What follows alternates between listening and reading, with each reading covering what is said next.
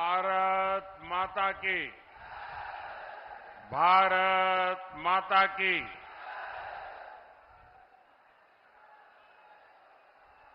ये जो बड़े बड़े पोस्टर वाले हैं, अपना पोस्टर नीचे करिए ताकि पीछे वाले देख पाएं।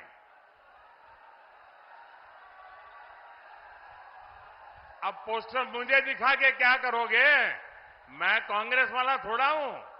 कांग्रेस के नेता कांग्रेस को वोट नहीं दे पाएंगे। मोदी तो बीजेपी को वोट देने वाला है। आपको पता है ना, ये चुनाव ऐसा है जिस चुनाव में कांग्रेस का जो शाही परिवार दिल्ली में रहता है, ये शाही परिवार कांग्रेस को वोट नहीं देगा, क्योंकि वो सीट पे कांग्रेस का उम्मीदवार ही नहीं है।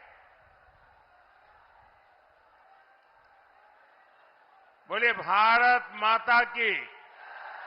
भारत माता की। शहीदन की धरती पर पंडित राम प्रसाद बिस्मल, ठाकुर रोशन सिंह, अशफाक उल्ला खां,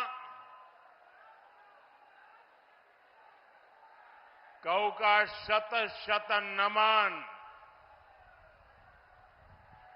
बाबा विश्वनाथ और भगवान परशुराम के चरणन में हमारो प्रणाम।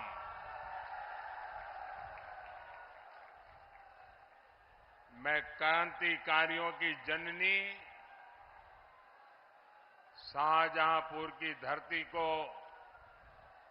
श्रद्धापूर्वक नमन करता हूं। 24 का ये चुनाव ऐतिहासिक चुनाव है।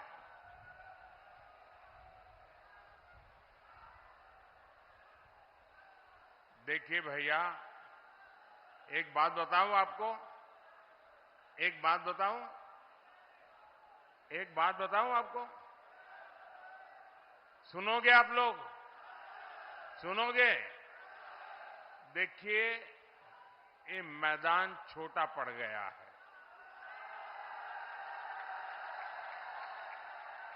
अब हिलने की भी जगह नहीं है। अब आप थोड़ा सा भी आगे आने की कोशिश करते हैं तो सारा यहां तूफान मच जाता है। मेरी आप सब साथियों को करबद्ध प्रार्थना है, कृपा करके जहां है वहां खड़े रहें। आगे जगह नहीं है। आपको असुविधा हो रही हो तो मुझे क्षमा कीजिए, लेकिन कृपा करके आगे आने की कोशिश मत कीजिए जी।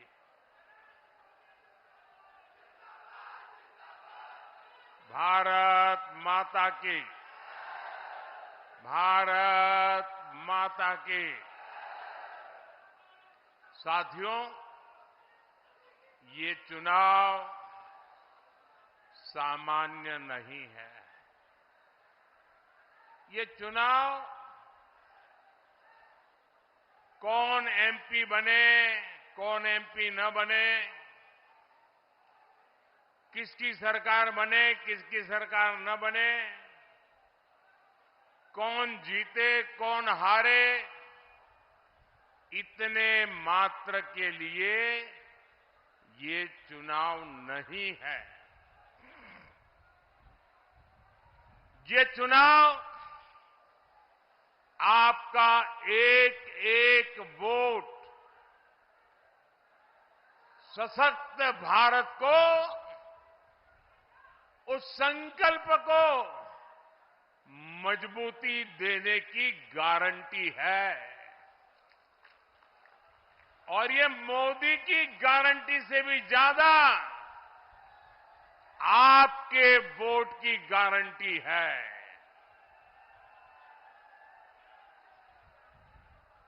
साथियों, इस बार आपको अपने वोट से देश विरोधी मानसिकता वाले लोगों को एक बहुत कड़ा संदेश देना है। ये आपका वोट ही है जो आतंकवाद को काबू में रखेगा।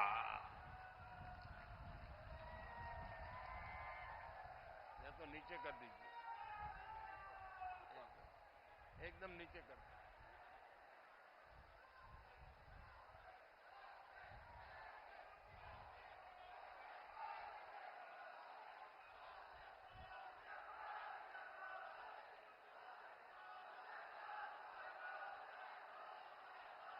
ये आपका वोट ही है जो भारत को दुनिया की तीसरी सबसे बड़ी अर्थव्यवस्था बनाएगा। और मुझे विश्वास है, क्रांतिकारियों की ये धरती इतने बड़े राष्ट्र यज्ञ में सबसे आगे खड़ी रहेगी। आपका ये उत्साह भी बता रहा है कि शाहजहांपुर ने तय कर लिया है, फिर एक बार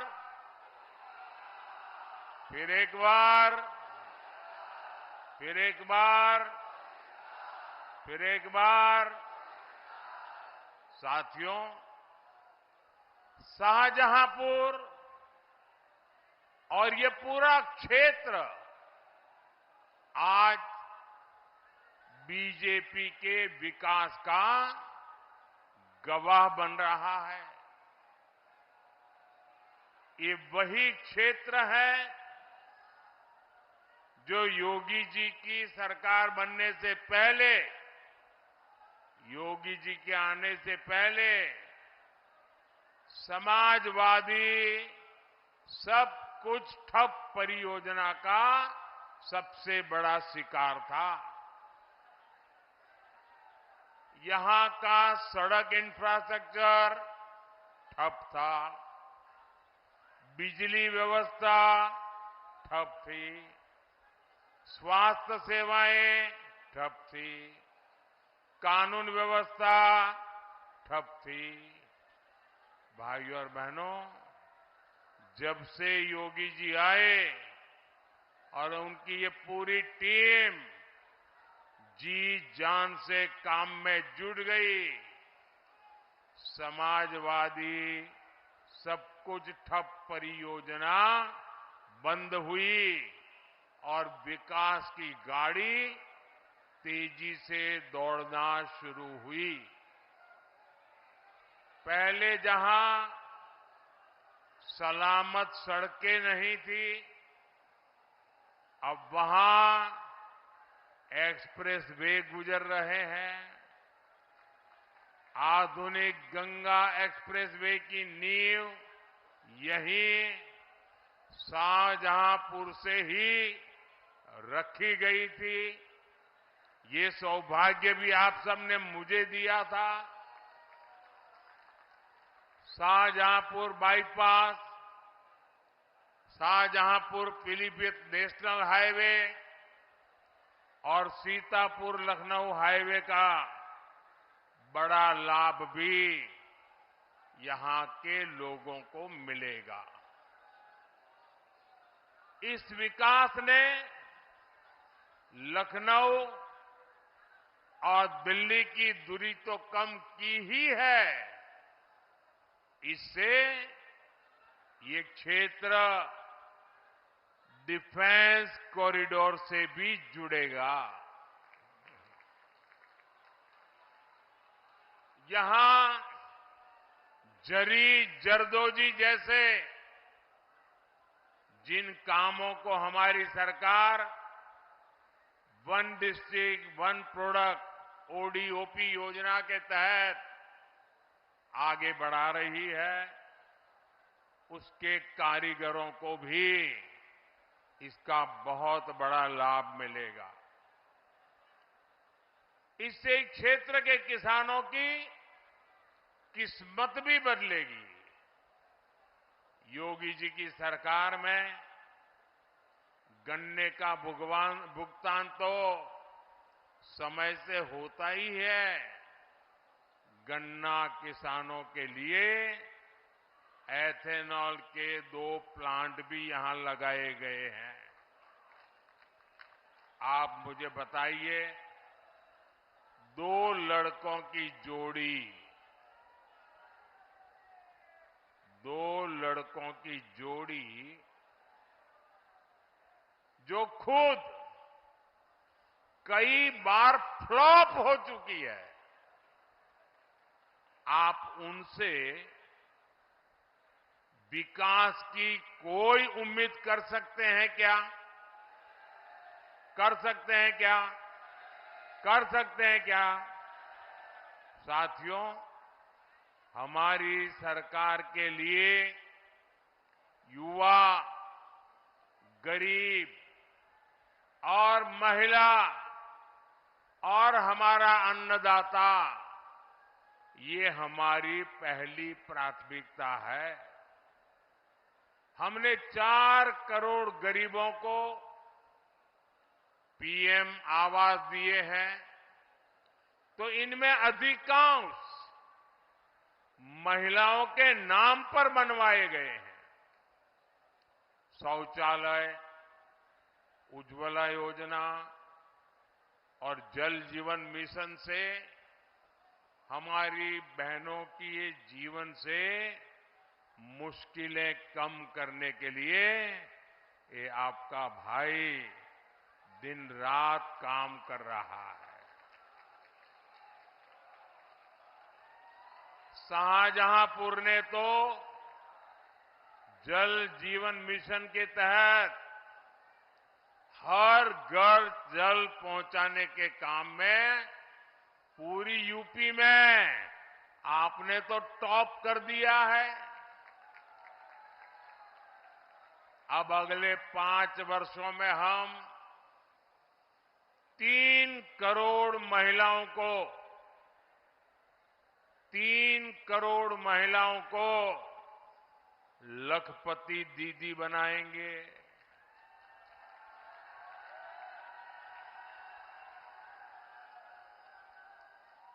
आप कल्पना कीजिए,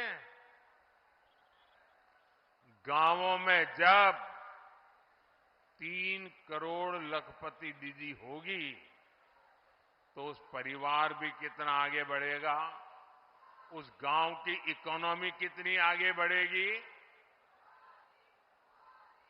और ये 3 करोड़ लखपति दीदी, ये मोदी की गारंटी है।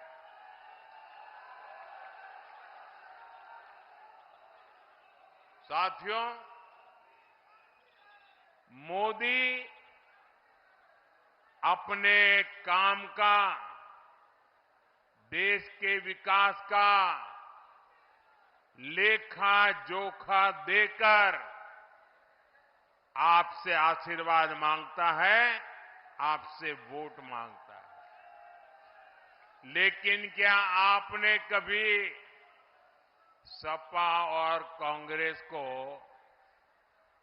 अपने कार्यकाल पर हिसाब देते हुए देखा है क्या?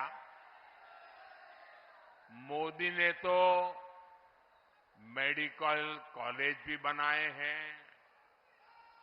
एक तरफ मेडिकल कॉलेज भी मोदी बनाता है, तो अयोध्या में रामलला का भव्य मंदिर भी बना है।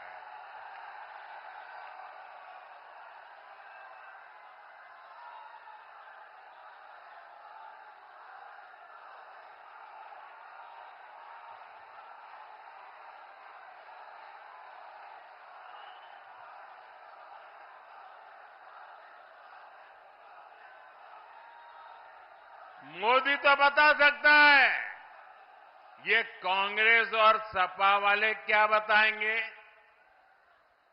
जब ये सत्ता में थे तब अयोध्या, बनारस, लखनऊ, कानपुर आए दिन आतंकी हमले होते थे, बम धमाके होते थे। इसके सिवाय लोग बता क्या सकते थे?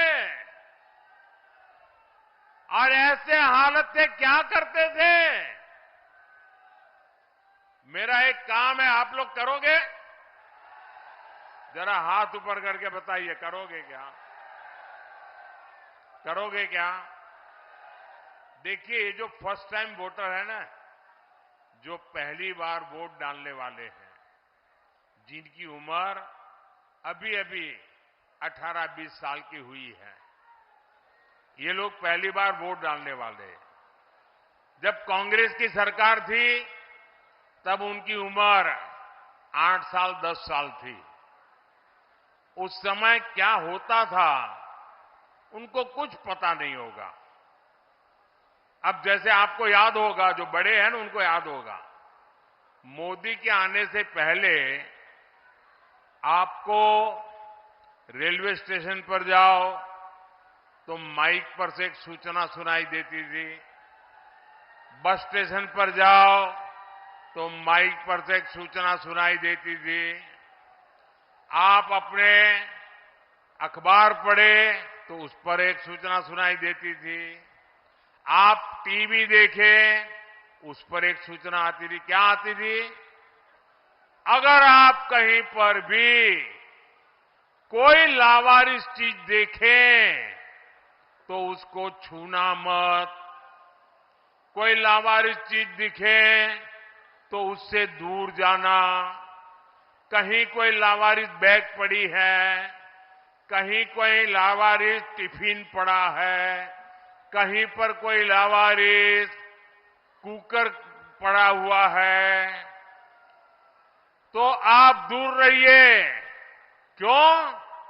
क्योंकि डर रहता था कि जो लावारिस चीजें पड़ी है उसमें बम होगा। और इसलिए पूरी सरकार आए दिन उनको, लोगों को ये बताना पड़ता था। मुझे बताइए भाइयों, 2014 के बाद, मोदी के आने के बाद कभी भी आपने ऐसी सूचना सुनी है क्या? बम धमाका होने का डर बताया जाता था, वो है क्या? ये बम धमाके वाले चुप हो गए कि नहीं हो गए? बम बंद हो गए कि नहीं हो गए? कैसे हुआ? कैसे हुआ? किसने किया? किसने किया? अरे मोदी ने नहीं किया, ये आपके एक वोट ने किया है, आपके वोट ने किया है। ये आपके वोट की ताकत है जो बड़े बड़े धमाकों को बंद करवा सकती है, क्योंकि आपने सही वोट दिया, सही लोगों को वोट दिया। जो आए दिन बम धमाके होते थे, निर्दोष लोग मौत बिना कारण मरते थे, इनकी जिंदगी आपके एक वोट ने बचाई है। और इसलिए भाइयों बहनों, और ये तो कहां तक जाते थे? आतंकियों के मरने पर कांग्रेस की सबसे बड़ी नेता आंसू बहा रही थी। बताइए, क्या आतंकियों के मरने पर आंसू बहाने वाले आपको मंजूर है क्या? इस देश में ऐसे लोगों को सरकार दी जा सकती है क्या? और ये सपा वाले तो ऐसे हैं, जब उनकी सरकार थी तो जो आतंकी जेल में थे उनको जेल से रिहा करवाने के लिए भांति भांति के कानूनी रास्ते खोज रहे थे। आतंकियों को जेल से छुड़वाने के। भाइयों बहनों, क्या ऐसे लोगों के हाथ में आपका जीवन सुरक्षित है? आपका भविष्य सुरक्षित है? आपकी रोजी रोटी सुरक्षित है?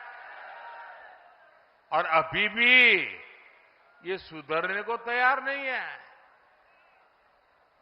आपने देखा होगा राम मंदिर का उनको निमंत्रण दिया गया। अब देखिए, मैं तो हैरान हूं, ये जो राम मंदिर के ट्रस्टी है ना, उनकी जितनी तारीफ करे उतनी कम है। जो सपा वालों ने कार सेवकों पर गोलियां चलाई थी, जिन सपा वालों ने राम मंदिर न बने इसके लिए ढेर सारे खेल खेले थे, ये कांग्रेस वाले 7-7 दशक तक राम मंदिर बनाने से रोक रहे थे। अदालत में भांति भांति से रोकने की कोशिश करते थे। सब रोकने के लिए पाप करते थे, सपा हो या कांग्रेस। इन सबके पाप माफ करके ये मंदिर के ट्रस्टी उनको घर जाकर के निमंत्रण दिया कि चलो भाई, जो हो गया, अब सब भूल जाओ, आओ भगवान राम का मंदिर बना है, प्राण प्रतिष्ठा के कार्यक्रम में आइए। राम मंदिर प्राण प्रतिष्ठा का निमंत्रण मिलना, ये तो 7 जन्म के पुण्य है ना, तब मिलता है भाई। इन्होंने तो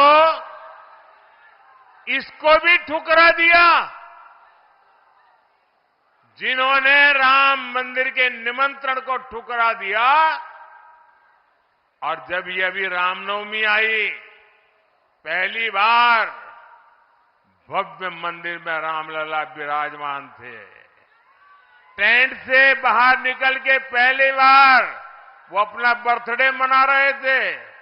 उसी समय ये सपा वाले कह रहे थे, ये राम मंदिर जाने वाले भक्त तो पाखंडी होते हैं, पाखंडी।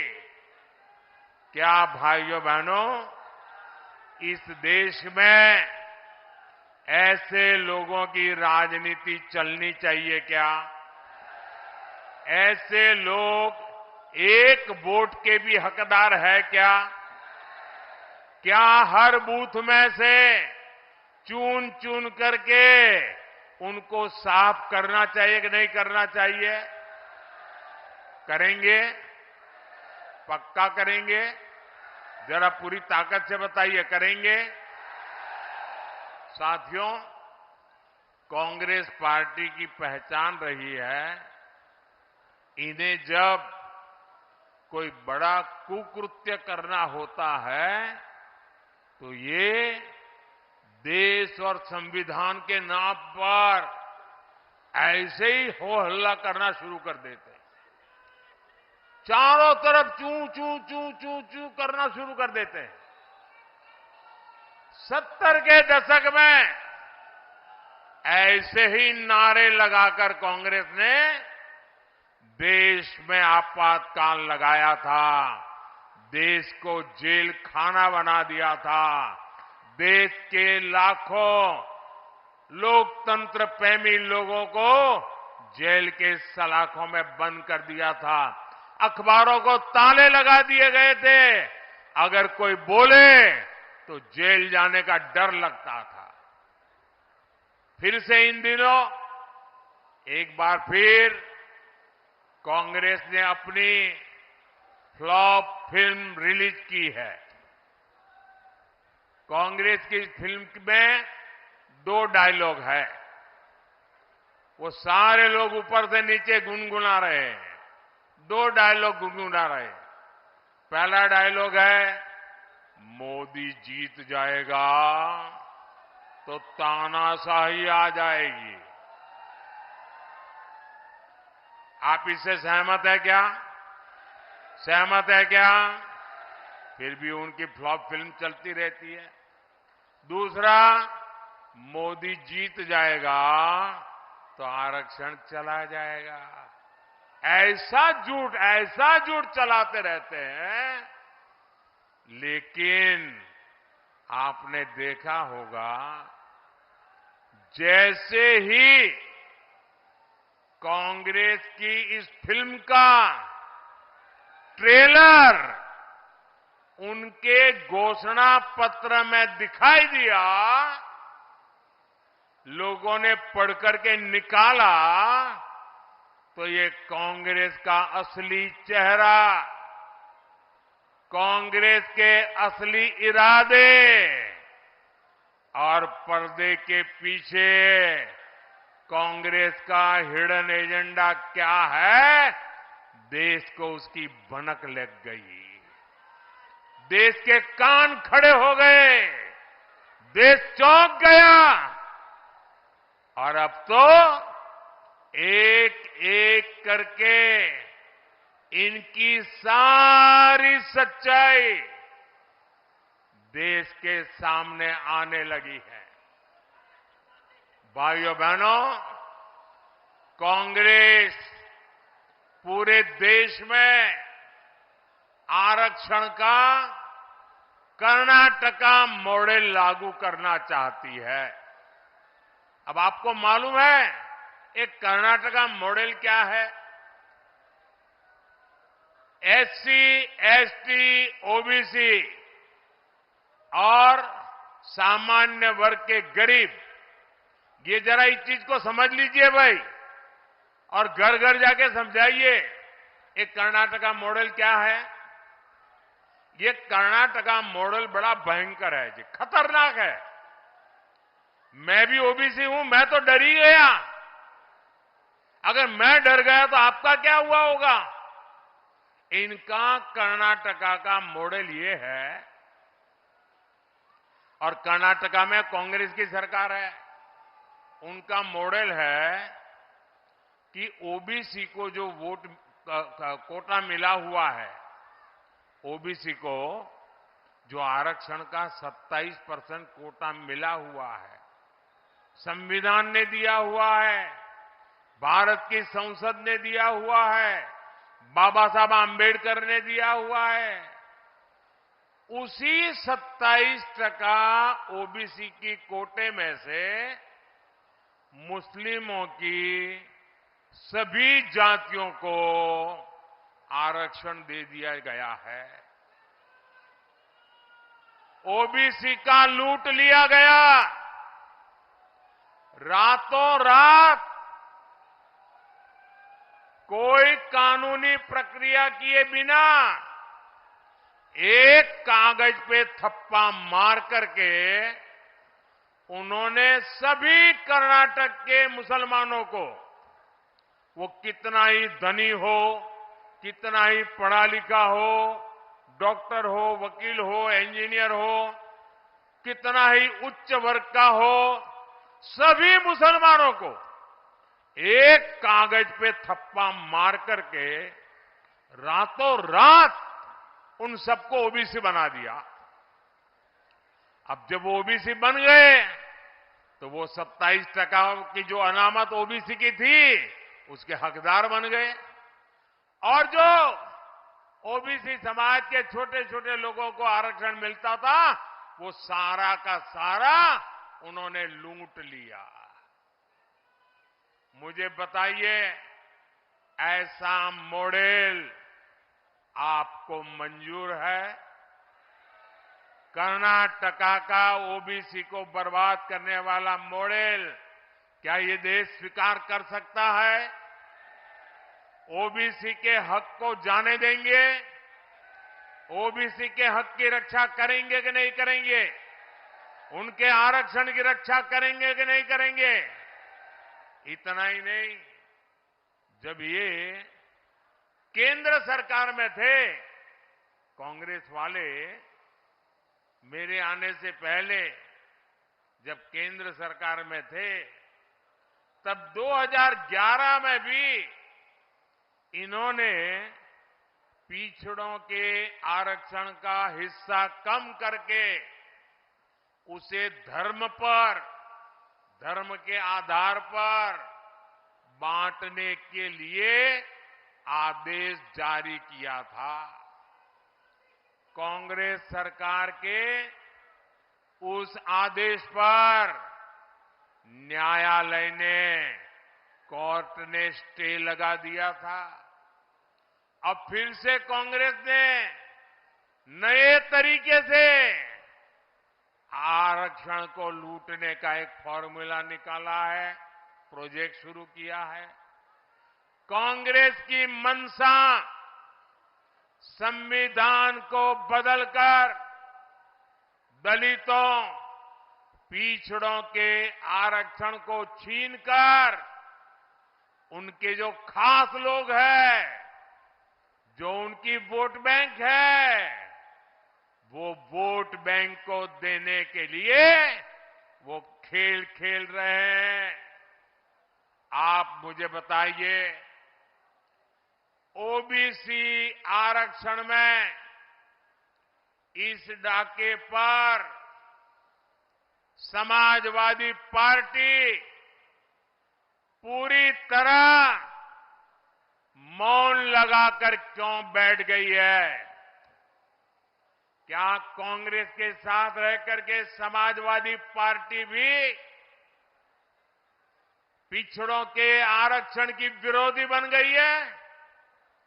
सत्ता पाने की लालच में ओबीसी के पीठ में छुरा भोंकने का खेल चल रहा है? क्या यूपी का पिछड़ा समाज, चाहे हमारे मौर्य हो, कुर्मी हो, यादव हो, कुशवाहा हो, ऐसे छोटे छोटे कई समाज हैं, क्या इस अत्याचार को बर्दाश्त करेंगे? इस अत्याचार को बर्दाश्त करेंगे? इसको सहन करेंगे?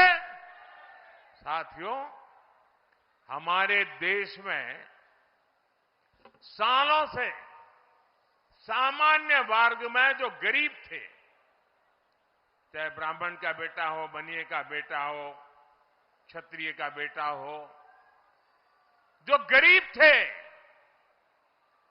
उनको लगता था कि हमारा कौन देखेगा, हमारी कौन चिंता करेगा।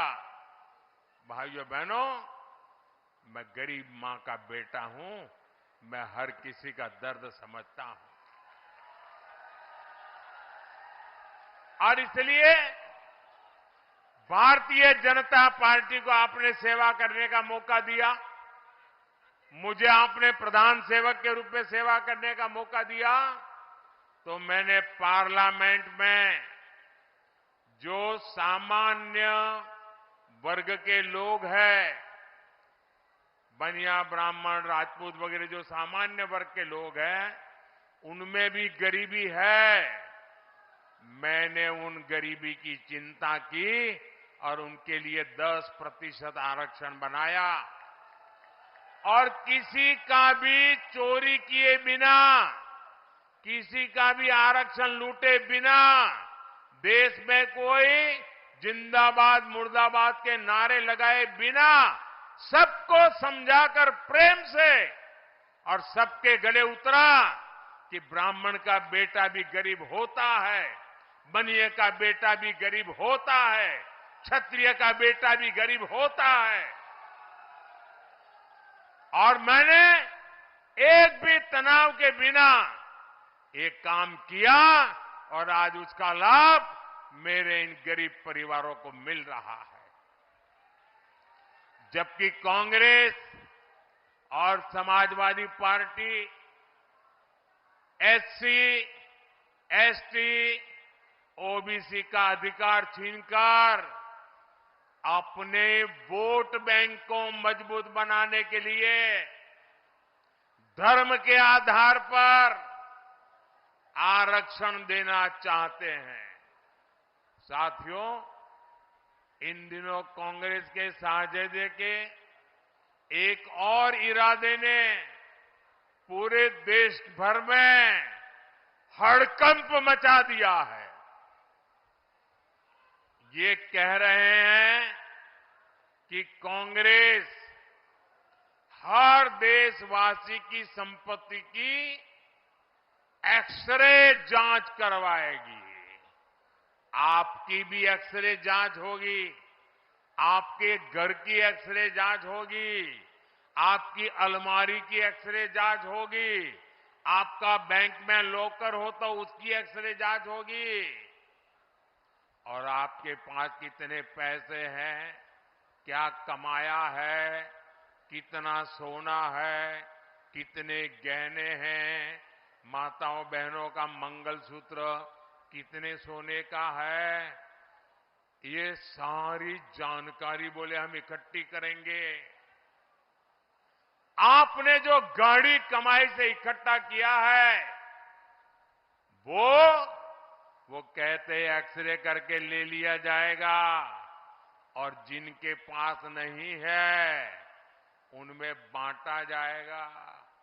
आपकी कमाई का पैसा, आपके पैसों को उनकी वोट बैंक को मजबूत करने के लिए उनमें खैरात कर दिया जाएगा। भाइयों बहनों, क्या आपकी कमाई हुई पूंजी किसी को लूटने देंगे? क्या आप लेने देंगे? क्या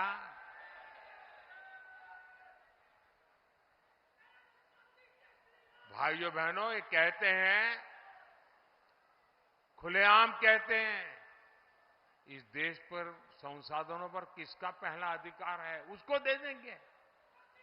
शाहजहांपुर का एक क्षेत्र तो खेती किसानी का क्षेत्र है, यानी अब कांग्रेस की नजर किसानों के खेतों पर भी पड़ी है। कांग्रेस ने कहा है कि वो आपके खेत खलिहान का भी एक्सरे करवाएंगे, जांच करवाएंगे। इसके बाद कांग्रेस का इरादा आपकी जमीन छीनकर अपने पसंदीदा वोट बैंक को देने का है। मैं जरा आप सब साथियों से पूछना चाहता हूं, क्या आपको ये मंजूर है? इतनी ताकत से मुझे जवाब दीजिए, ये दिल्ली वालों के कान फट जाए। क्या आपको मंजूर है? आपको मंजूर है? क्या देश मंजूर कर सकता है?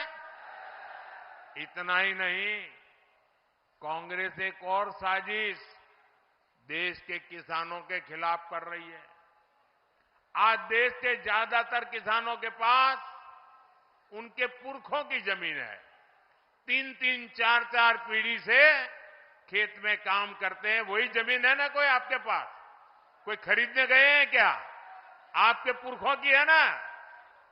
आपके दादा परदादा ने बहुत मेहनत से ये जमीन जुटाई और आपको जाने के बाद दे दी। उनके दिए हुए खेत खलिहान, उसी से आपके परिवार का पालन पोषण हुआ। उसी खेती से आपके घर में धन संपत्ति आई, बच्चों की पढ़ाई लिखाई, शादी ब्याह उसी खेती की कमाई से हुई। लेकिन कांग्रेस चाहती है कि अब आप ये खेत अपने बच्चों को देंगे तो उस पर 50% से ज्यादा हक कांग्रेस सपा की जो सरकार वो बनाना चाहता है उसके कब्जे में जाएगा।